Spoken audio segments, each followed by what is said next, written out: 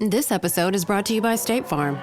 From your morning podcast to your afternoon playlist, State Farm knows you personalize your entire day, and that's why State Farm helps you personalize your insurance with the State Farm Personal Price Plan. It offers coverage options that help protect what you care about most at an affordable price just for you. Like a good neighbor, State Farm is there. Prices vary by state. Options selected by customer. Availability and eligibility may vary.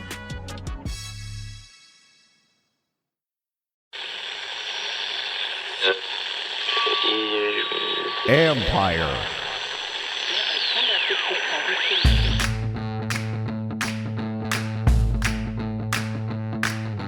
Hello and welcome to my podcast. Do me a favor, subscribe to the John Con Report. Wherever you get your podcast, you watch it on YouTube, hit that like button, hit that subscribe button. You can find us there as part of Empire Media. That's A-M-P-I-R-E. Always much appreciated when you tune in. Don't forget, you can read my work on ESPN.com. I have a story up now.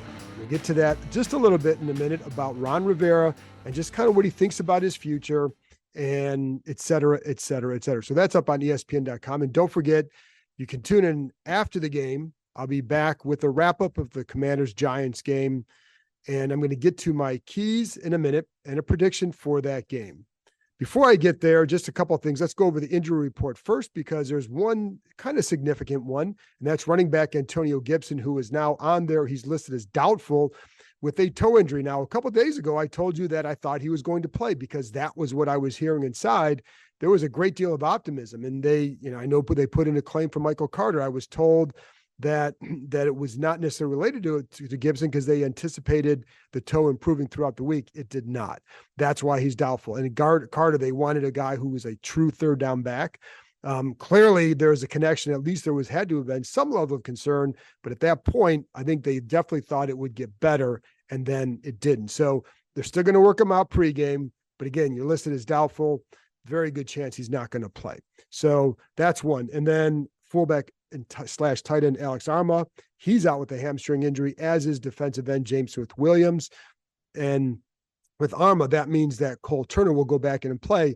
Now, Arma's been playing because Cole Turner is not a blocker. I mean, if you watched him, even to be honest, working against the blocking sleds, you'd realize that he struggles to even move that. So that's part of why he hasn't played as much, whereas Arma has been a key part of that I formation package they like to use. They can run play action out of that, and he's a good blocker. He's a better blocker than Turner up around the line, kind of in some of those move spots. Turner that's the one area he does okay is one of those little slice blocks where he comes behind the line. Otherwise, it hasn't been a strength. But could he help him as a pass catcher? Sure. But I think the blocking is also key in this game too. So there you go with that. Now, like I said, today was a day he was asked with Ron Rivera on Friday about his job security. Does he wonder about it? Does he think about it? And his answer is he doesn't. Now, whether or not if you completely believe that, that's up to you.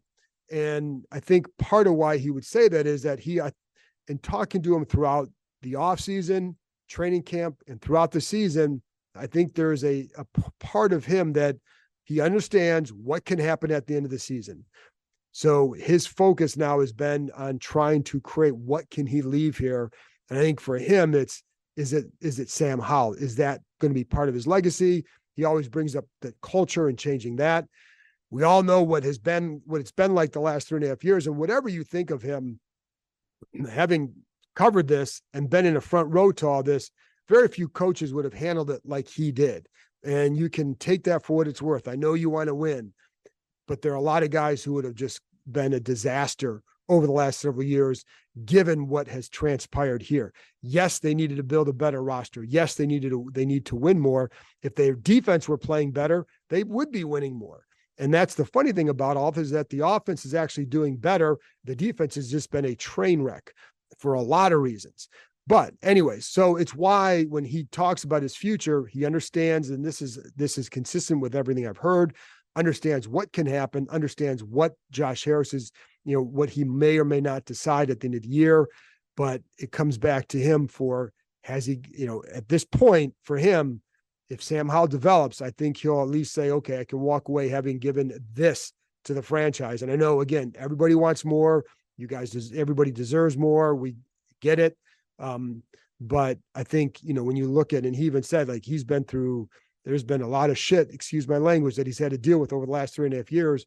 And when you look at it, I mean, again, whatever you think of him, his record under Snyder in his first 3 years is the same as it was, is similar to Joe Gibbs, similar to Mike Shanahan, anybody else before him. In other words, it's a difficult place to coach. He had more power. He had more say over personnel, but he also had, you're also dealing with all the stuff that, has gone on here the last several years. And so, does that have an impact? Of course. Then he had to deal with cancer, not making excuses. It's just what it is. And again, I get it. Like, the defense needs to be better. They've made some roster decisions that haven't been the best. They did not build the offensive line. So that's all part of it. So you're leaving the court. You're going to leave the quarterback, but you're also leaving some holes over here.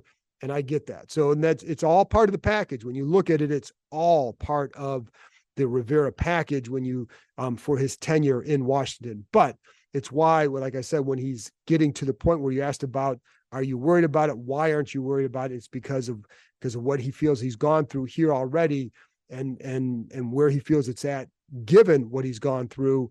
And then knowing he's been through this before in Carolina, that's part of it as well. He knows what can happen. So there you go. That story's up on ESPN.com. Now, the other thing is, and I'm not going to get deep into this about these Bill Belichick rumors. I would just tell you, once again, just like throughout the sale process, be careful what you read or hear, because there's too many people out there saying, oh, I've been hearing this. I'm going to call BS on that. So I don't buy that people are out there, that there's all this chatter about, are they going to trade for him? That's not going to happen. So you can put that to rest.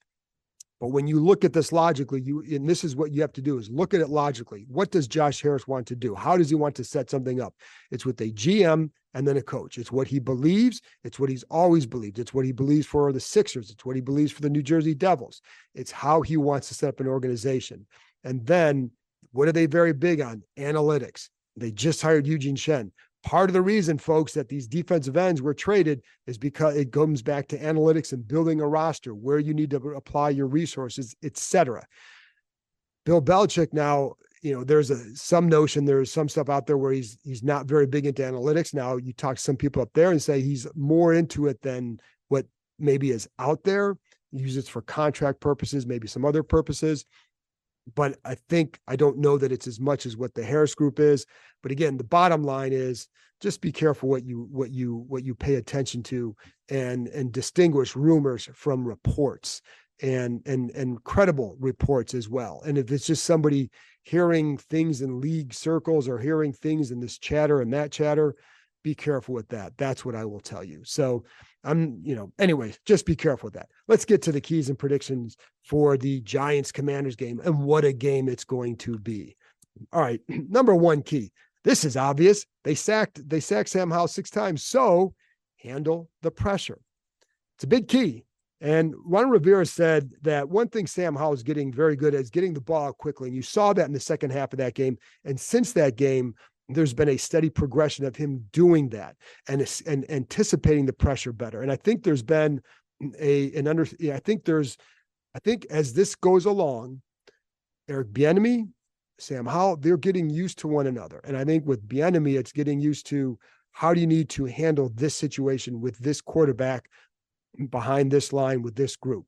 It's different than what you had in Kansas City. And maybe it took him a little bit of time to get to that point where you understand that, because the kid was he wasn't getting beaten up as far as like the kid was walking around like he was hobbled or anything like that. But your body can only take so much. And the goal is to last for 17 games. That's on the quarterback to feel that way. It's on the play caller to understand and get him to that way, and on the coaching staff. So handling that pressure is a big key. And the other thing, one of the things too, that he had been staring at guys a little bit too long. And the funny thing is, and I told you, go back to the film review, I was talking about this. There were a couple of times where I felt like he got out of the pocket just a little bit early. If he had hung with a play just a titch longer, he may have had a 15 to 20 yard gain. However, what I'm going to say is that I think I'll take what he's doing because it's keeping him out of negative situations. Maybe he missed on a couple throws, but again, he's thrown for over 300 yards. I mean, he's doing pretty well with that. So, but there's that. Now we're at the point like, maybe you could have done this, but if you're taking the check down and getting positive yards, I'm okay with that, because I think it's he's still learning what to do, but I like that he's anticipating some of this and in getting out of there and not resulting in negative plays. So that's a couple things.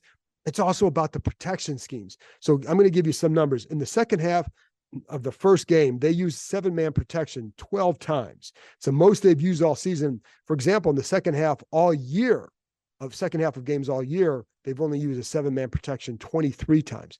12 of them were in that game. It worked. I think it was like 6 for 11 on throws in that situation, but he did a good job. I think there was only 1 sack out of those 12. In the first half of that game, they used a 6-man protection, 5-man protection in the first half. He was 8 for 19 with the sack. When they used 6-man protections in the first half, 4 sacks. So that's a big deal. So that 7-man protection was a big deal. Now, who knows that? Wink Martindale, the Giants defensive coordinator. So it's not as simple as just, hey, do that again, and et cetera. The other thing is, and this is why I'm excited for this game from a learning standpoint, is just to see how does Howell handle this. In that first game, he started doing more protection calls in the second half, helping out center Nick Gates. And that was a big thing. That's also partly why they made the change to Tyler Larsen at center. And, again, clearly Wink Martindale is going to be preparing for those 7-man protection schemes. So how does Washington counteract that? Do they maybe have some different packages with that, or some different calls off of maybe a 6-man scheme, knowing that you may have a look somewhere else? So that's going to be one of the chess match deals with this. And I think that's why I like this game, because it's a really good chance for Howell to show, and the offense to show, how have they grown since that game, because that pressure in the first half was bad and they did not handle it all. The coaching staff didn't handle it, and Sam Howell had some trouble with it. So here we are. With Wink Martindale, you never know what he's going to do. So the one thing that these guys have learned is that pretty much by the first third down of a game, they're going to get a sense of what the package he's bringing that game, what type of pressure package he's going to use. And then he typically uses that throughout the game. So if you can diagnose that right away, you should be able to have your package ready for the rest of the game if you have planned properly. So that's something that in the first game, there was obviously a lot of blitzes, but a lot of pressure to the middle, some stunts in the middle, and a lot of press coverage. So we'll see what they opt for this game. And they're going to be aggressive. They always are. It's what he does, but they definitely pressured the middle. And that's why, again, Larsen is in there instead of Nick Gates. Nick Gates had a real hard time against Dexter Lawrence, about anybody who was rushing in that middle. He was eaten up. So I think that's something that look forward to seeing this game. How big a difference does Larsen make? Because he's, again, just stronger than Nick Gates. And I think it's by 30 pounds. I've told you that before, but now you know again. Also, the awareness on these stunts. There were a couple of times where Sadiq Charles allowed some pressure because they weren't ready for it. They didn't, and this is where the protection calls come in. If you're sliding a certain way, you're not anticipating the stunt, getting home free without anybody. There was one time Sadiq Charles is perpendicular to the line of scrimmage. So the stuntman just comes to the inside right by him. Nobody knows, easy sack. So the awareness that you need to play with is big. That's on Chris Paul. Chris Paul's been okay in there. I mean, if I'm them, I'm drafting a left guard and I'm plugging that dude in next year. But with Chris Paul, he does have that strength. And I think that's going to, hopefully for them, pairs well inside. So that's the big key. Handle the pressure. Duh. This episode is brought to you by Google Pixel, the official fan phone of the NBA and WNBA. The new Pixel 8 and Pixel 8 Pro are built different. How? Take the Audio Magic Eraser tool that helps block out distracting crowd noise so your play-by-play commentary sounds crystal clear. The only phone engineered by Google brings out the audio you care about so your videos sound as crisp as they look. Learn more at googlestore.com/pixelnba. Audio Magic Eraser requires Google Photos app. May not work on all audio elements. Apple Gift Card is a practical gift that unlocks a world of entertainment and fun. You can send it via email or give a physical card to your loved ones. Your friends and family can spend it on their favorite Apple services, including Apple subscriptions. Apple Gift Card can be used to buy all things Apple, Products, accessories, apps, games, movies, TV shows, iCloud Plus, and more. Visit apple.com for details and to send Apple gift cards to your friends and family this holiday season. This episode is brought to you by Reese's Peanut Butter Cups. Some things are just better together, like party playlists and Friday nights, campfires and ghost stories, peanut butter and chocolate. And Reese's Cups are the perfect combination of creamy peanut butter and delicious milk chocolate. So, when you want something sweet, you can't do better than Reese's Peanut Butter Cups. Buy Reese's today wherever candy is sold. The Adventure Park at Sandy Springs holiday sale is here. Save 30% or more on climbing and zip lining gift certificates, season passes, axe throwing packages, and more. Our families have enough stuff. This year, give the gift of experience and adventure. With 8 different levels, 16 courses, 250 climbing obstacles, and over 4,000 feet of zip lines, there is something for everyone. Visited already this year? The courses evolve with the trees around them, so each experience has something new to offer. Named Best Amusement Park in the DMV 2 years in a row, this is an opportunity you won't want to miss. This is their biggest sale of the year, and purchases never expire. While the sale runs until Christmas Day, the earlier you buy, the bigger the savings. The perfect gift for families, coworkers, and friends alike is waiting for you at www.theadventurepark.com/kind. That's www.theadventurepark.com/kind. And that's KEIM. Number 2, stop the legs. Now, that means Saquon Barkley.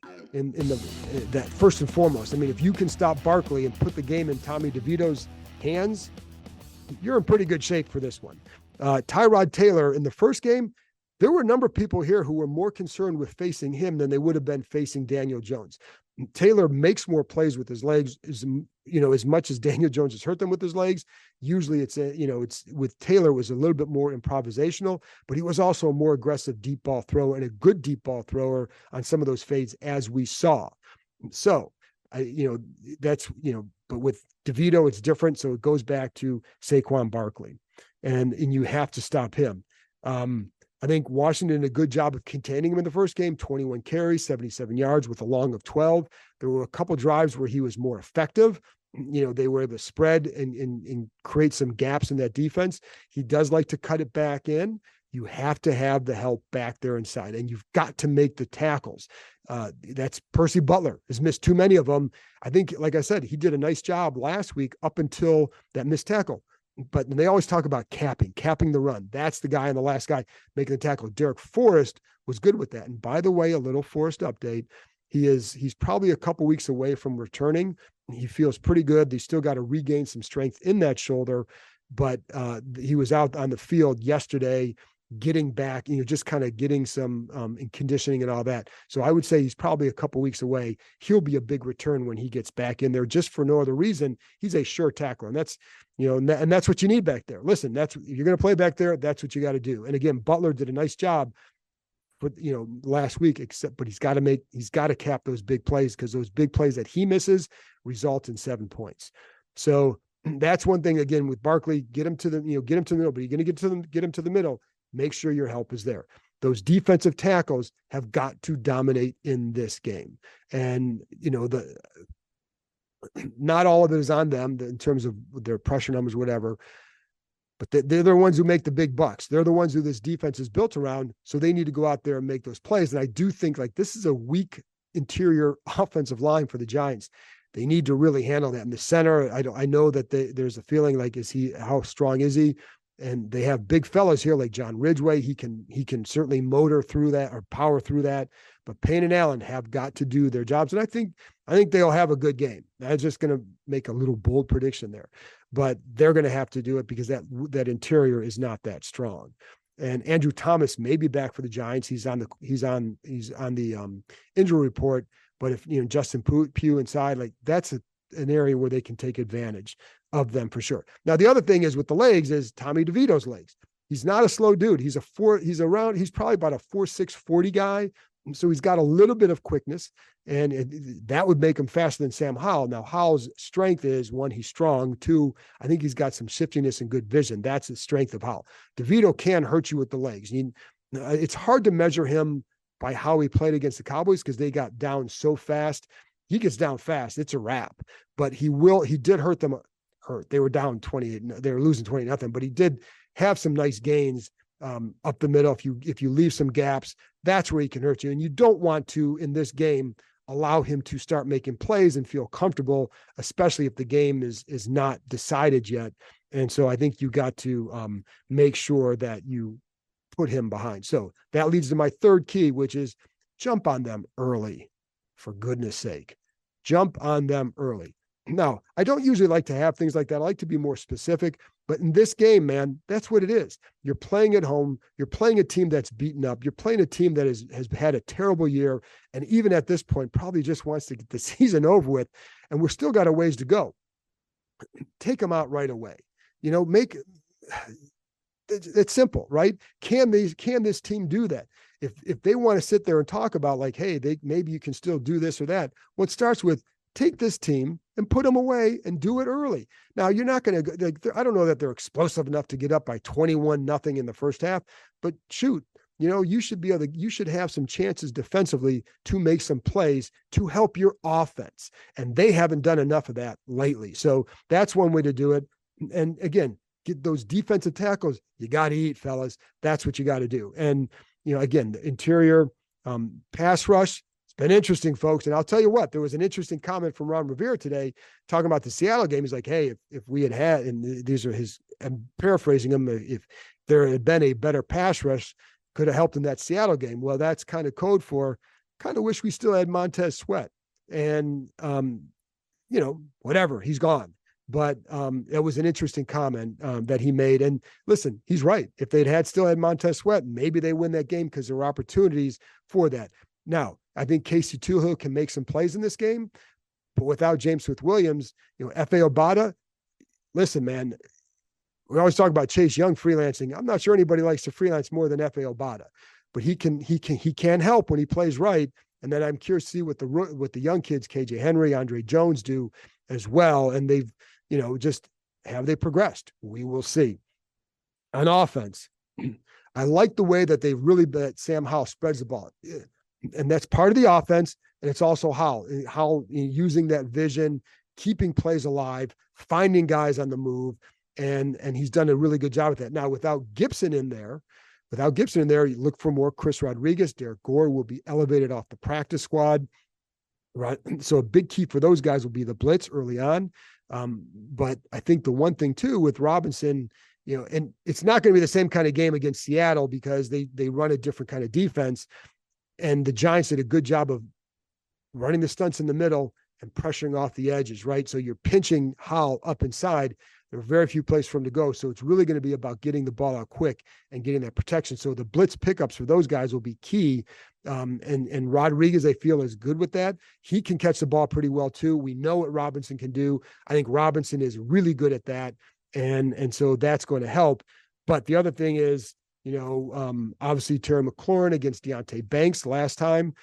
One of the things they did well, and I'd like to see more of this in this one, he ran some fades, but also those crossing patterns. And McLaurin is really good he had a couple deep balls against Banks where Banks's coverage isn't bad. And I like that kid. I do like him. But I think that McLaurin at the top was just a little bit more physical and able to win at the top of those routes or down, at the end of the routes, I should say. And so I think I would look for some of that, but he also did a good job then of really setting him up to beat him inside on some of those crossers. Mix it up with him and you got a good chance to do it. And then attack Trey Hawkins, their corner, number 37. I think if you do that with Dotson, you're going to have some success in this one as well. And so, listen, Giants aren't playing well. So this team better win the game. And, we know they're going to be aggressive, but jump on them early, put DeVito in a position where he's got to win with his arm, and then make some plays on defense for a change and help this offense out. So that's what I think is going to happen. I think they will do that. I think, listen, it's hard not to like. How do you not like Washington in this game? I'm going to go 24-10 Washington. And just warn you, I'm always wrong about this game. But at some point, I'm going to pick a game right in this matchup, and it's going to be this one. So there you go. Those are my keys and prediction for the game. Again, thanks for tuning in. I'll be back after the game, wrapping it up. Giants Commanders. By the way, go check out my son's podcast on college football, Between the Hashes. And you can go back on Thursday. I had an interview with Terry McLaurin talking about Sam Howell and just kind of where he's at in his development, how he sees it. Give that a listen, and I will talk to you next time.